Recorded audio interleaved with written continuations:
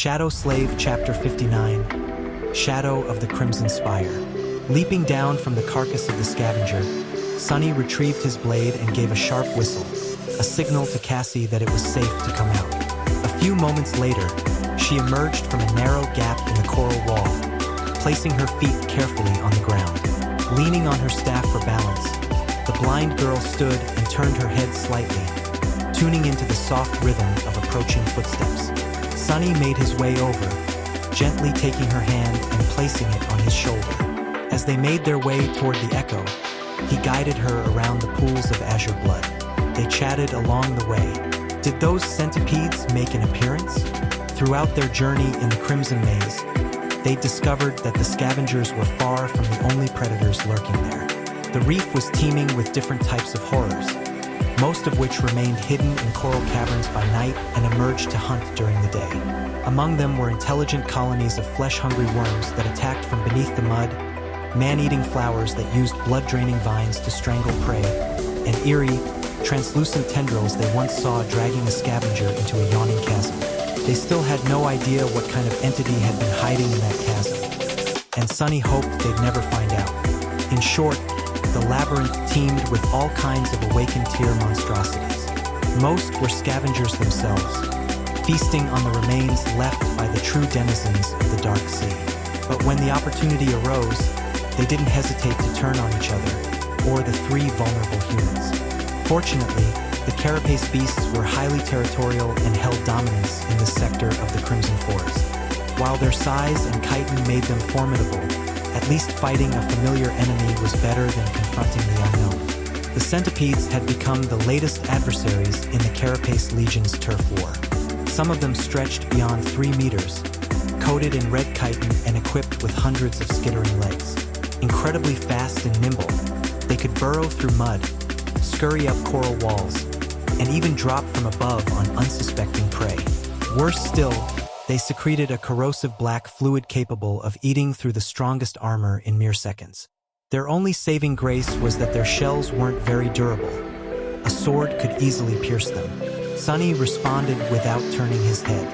Yeah, 6 centipedes and a few scavengers too. We let them tear each other apart first, then cleaned up what was left. Cassie swallowed nervously. Were you hurt? Nothing our armor couldn't handle. And the Centaurian? He cast a glance at the mangled corpse and smirked. It won't be bothering us again. This marked the second Awakened-class beast they brought down since arriving in the Dream Realm. Compared to the first encounter, this skirmish had gone far more smoothly. No fatalities, no serious wounds. Even the Echo had managed to keep both pincers. How many shards did we get? Sunny did a quick mental count. 11. Cassie grinned. That's our biggest haul yet. By far. He nodded. Yeah. Yet once again, they'd failed to acquire a memory. Sunny couldn't tell if it was bad luck or something more. Neither he nor Nephice had received one in the past 2 weeks. It almost felt like the spell had decided they had enough. As if there's such a thing as enough. He sighed. At night, around the campfire, Cassie and Sunny liked to fantasize about what they'd do once they returned to the real world with riches in hand. Of course, that dream hinged on him finding some valuable memories to sell first. Driven by greed, Sunny approached the Echo and narrowed his eyes at it. Hey, stop munching. The creature froze mid-bite, a strip of flesh dangling from its mandibles. Spit it out. Shaking his head, Sunny helped Cassie climb into her usual seat and handed her the reins. This thing's chewed through half the Centaurian already. Seriously, of all the Echoes out there, why'd I get the defective one? His shadow nodded solemnly, apparently sympathizing. Sunny squinted. That rare show of camaraderie made him suspicious. His shadow didn't have an Echo after all. So which defective partner was it stuck with? Cheeky bastard, Cassie laughed. Don't insult my steed. He's a fine Echo. I like him. Oh, it's a he now, is it? Shaking his head again, Sunny got to work on carving off the remaining meat from the Centaurian. He loaded it into seaweed-woven saddlebags he'd made to boost their cargo capacity. The scavenger had immense strength. Not taking advantage of that would have been wasteful. The unpleasant job came next, harvesting the centipede's oil sacs. Each of the bugs carried 2 sacs, connected to a unique gland. The process was disgusting rather than dangerous, since the real damage came only when the 2 fluids were mixed together. They hadn't yet figured out how to use the corrosive oil, but Nephice insisted on collecting it. She was convinced it would come in handy. At the very least, it was highly flammable. By the time Sunny finished, Nephice had already gathered all the shards and stood silently near the echo. He showed her his haul and tucked the sacks into a different saddlebag. All set, she nodded. Glancing at the sky, Sunny tried to judge the time.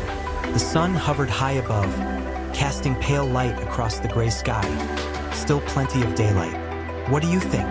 We're halfway between Flat Hill and Bone Ridge. Should we return or try to reach the ridge today? The labyrinth wasn't flat. Some regions were raised higher than others. They were currently in one of those elevated zones. That meant shallower waters and more exposed landmarks during nighttime, making travel easier. Nephice considered it for a moment. Let's push on to Bone Ridge. They'd already mapped most of the path yesterday, and with the Centurion no longer a threat, the unpredictable factor that had plagued them was gone. Her logic made sense.